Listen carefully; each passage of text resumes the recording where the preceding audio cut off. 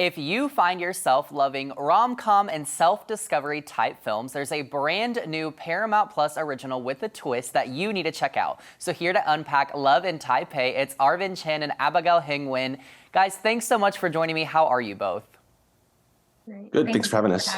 Yeah, absolutely. So let's just start with this. Tell me what exactly the plot of this film is.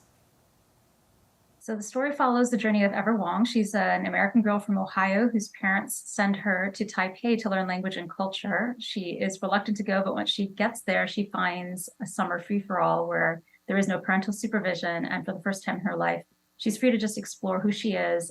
She is torn between dancing and this intensive med school track that she's been on for her entire life. It's an opportunity for her to find out who she is in this country that her parents came from. Yeah, I love the idea around this film. Now, Arvin, you directed this film, and Abigail, you're an executive producer, in addition to the fact that this film is actually based off a book you wrote called Love Boat Taipei. So tell me how the book got started for you.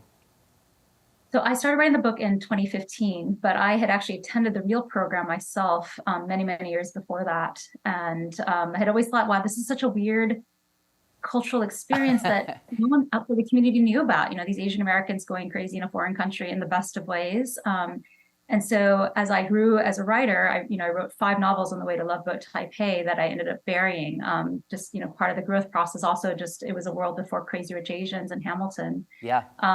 And then I think I finally felt ready to tackle a story like this. And I couldn't be more thrilled to be here today. Yeah, absolutely. Okay, so question for you both then. So how did the idea for a movie come about from the book? What was the process of that? So, as soon as the book was announced, the scouts in Hollywood started reaching out to us, and we started talking with producers. So the first question was TV series versus film. Should we make this more of a musical, like Broadway, full blown, dancing and song, or is it we're just going to lean heavily into the dance elements? And then from there, we kind of chose producer, and the key really was finding the right director. And I'm so thrilled that Arvin came aboard. And Arvin, maybe you could talk about it from what happened from your perspective. Yeah, I mean, I had read the book and met Abigail before, but it was a couple of years, I think, before I was really on the project. But it's just such a fun take, the book on Love Boat. So romantic, and it's just something that I hadn't done Love Boat personally, but just the idea of a book based on it, and this story, particularly about as Abigail said, a young American woman finding herself in her parents' homeland.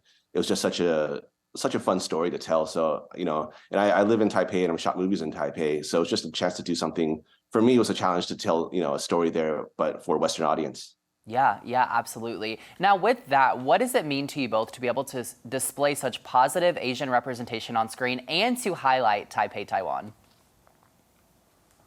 I mean, it's huge. This kind of movie couldn't have existed even 10 years ago.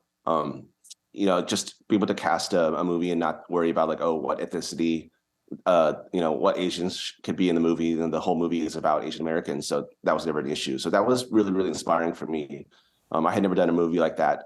And just Taipei, it's a beautiful city. And just showing it off to the world is something that we were really, really, really interested in. I think what I found from even with the novel coming out and now the film is when you have a group of 30 different Asian American characters, being Asian American is no longer the most interesting defining characteristic. So they can be dancers or jocks or artists or, frenemies. And at the same time, when you have a group of 30 different Asian American characters, you also find out what is uniquely Asian American about them. And that's the centrality of family and this grip that our families have on us in, both a positive and a challenging way. And also the importance of food and the night market and how much that plays into the fun that we have as a community. Yeah, absolutely. It highlights the community well. And I love that, films like this and the work that you guys are doing kind of breaks those typical Asian stereotypes, not just so one-dimensional, So what will people take away from this film without giving anything away?